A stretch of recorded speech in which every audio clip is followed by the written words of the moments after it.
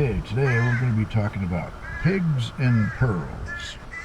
Now, this is out of Matthew chapter 7. This is the famous chapter that people often quote from when they want to criticize Christians or if they're upset because you've pointed out their sins. Because it starts out with verse 1, which says, "Judge not, lest you be judged," right? But move on down to verse 6.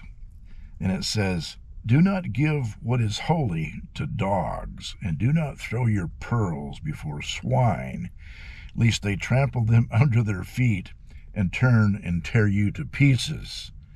Okay, so it seems like it's a pretty clear message to me, but basically it's saying that as a Christian, you have something holy and you need to guard it, and you shouldn't, you need to be a little bit careful about who you spend your time with.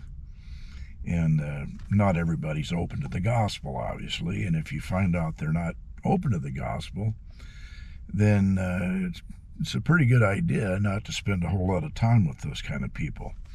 Now, we could take it a little bit further. If you go over to the second epistle of John, it's a very short epistle. It's only like 13 verses. Says, "For many deceivers have gone out into the world, those who do not acknowledge Jesus Christ as coming in the flesh. This is the deceiver and the Antichrist. Watch yourself, therefore, that you might not lose what we have accomplished, but that you may receive a full reward. Anyone who goes too far and does not abide in the teaching of Christ does not have God. The one who abides in the teaching, he has both the Father and the Son. If anyone comes to you and does not bring this teaching, do not receive him into your house, and do not give him a greeting, for the one who gives him a greeting participates in his evil deeds." Now, that's a hot topic, huh? But the reality is, if you hang out with ungodly people, chances are you're going to end up being like them. And if they're just simply not saved, or they're even further off into deception, say, for example, they're involved in some kind of cult, say maybe they're a Mormon or Jehovah's Witness or Seventh-day Adventist or a Muslim, and you hang around with them very much and you open yourself up to what they believe, eventually you will be seduced by that spirit, the spirit that has deceived them. Now, this is something that you see often in families that are somewhat lukewarm in their Christianity, and then all of a sudden one of their kids gets involved in the LGBTQ crowd, or maybe their daughter ends up in a romantic relationship with a Mormon guy. And I've seen this happen where eventually the daughter marries a Mormon guy, and maybe he's not even a practicing Mormon. But the reality is, sooner or later, there's going to be kids involved, and usually what happens is the parents become concerned about the moral upbringing of the kid, and so they want to get them involved in some kind of religious upbringing or teaching. And usually what happens is, if it's the man and he's a Mormon, he's going to be trying to impose his religious beliefs on the family. So that's where it's headed. You're not supposed to be unequally yoked with unbelievers.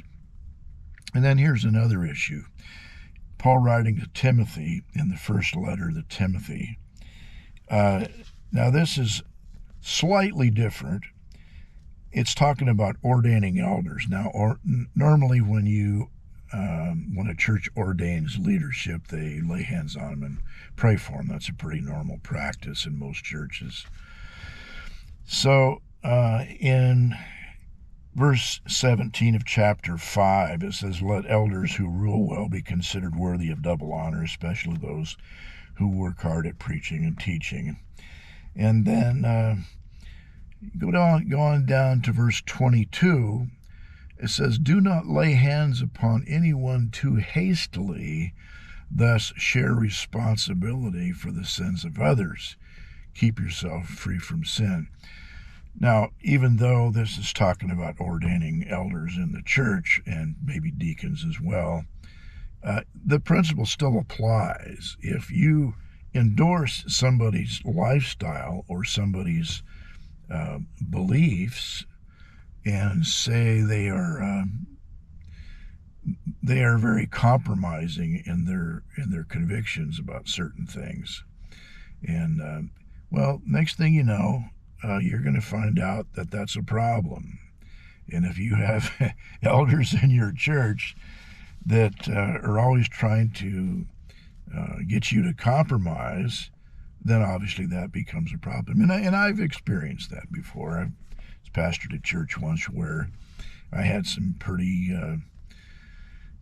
basically they were just young, immature guys that didn't have much life experience. And so when our church began to get some flack from the LGBTQ crowd, then I began to get pressure from them because they said, well, hey, we have kids in school here and we don't want our church to be in the public eye in the newspaper as being critical of the gays or anybody else. So they were always trying to get me to compromise. Well, I'm not really the compromising kind of guy, so that, of course, didn't last long. So, but that's what you deal with. That's what pastors have to deal with. And that's not just pastors. That's pretty much everybody. Sooner or later, you're going to have things pop up in your life that try to get you to compromise. And so, like when the Mormons come to your door or the Jehovah's Witnesses come to your door, you have to be a little bit careful. I mean, if you're not really equipped to deal with them, you probably shouldn't even let them in your house. But if you do let them in your house, you need to make sure that they understand that you're not endorsing their religious views. Like in Galatians chapter 1, Paul says, if anybody comes and brings another gospel, even if it's from an angel from heaven, let them be accursed. Now that's pretty hard language. But that's the reality. If they leave with the understanding that you're both on the same page, then that's a real problem for a number of reasons, because you basically have not addressed their problem. And then secondly, if you're not willing to stand up for the truth, eventually you become seduced to the way they think. And there's a spirit behind it. In 1 Timothy chapter 4, it says that the Spirit says in the latter days there'll be those who get seduced by doctrines of demons. And so that's exactly what happens. And people, a lot of Christians don't realize that there are demons actually trying to seduce us.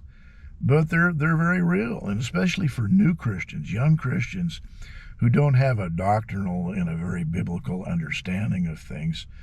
Right away when a Christian gets saved, usually there's a barrage of deception that's thrown their way. They start coming under all kinds of pressures from a lot of different directions. Sometimes it's from family, sometimes it's from people they work with, and etc. So those are some things that you have to be aware of. And as a pastor, you're always being challenged with things trying to get you to compromise. And so sometimes what happens is pastors do compromise.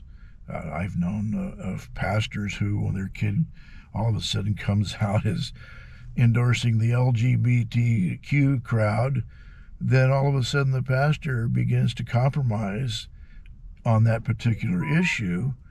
And so therefore it isn't long before the whole church is getting a watered down message regarding that problem. So anyway, be careful of what you do with your pearls. Don't think me crass or funny. I'm not in this for the money. No reputation to protect, and no defection to defect. It's time to smell the roses, and I don't mean following Moses. It's time to wake up. Wake up your Xylocaine brain. Come on now, wake up. Come on, wake up. Yeah. Come on now, wake up. Come on, wake up. Yeah. Wake up your Xylocaine brain.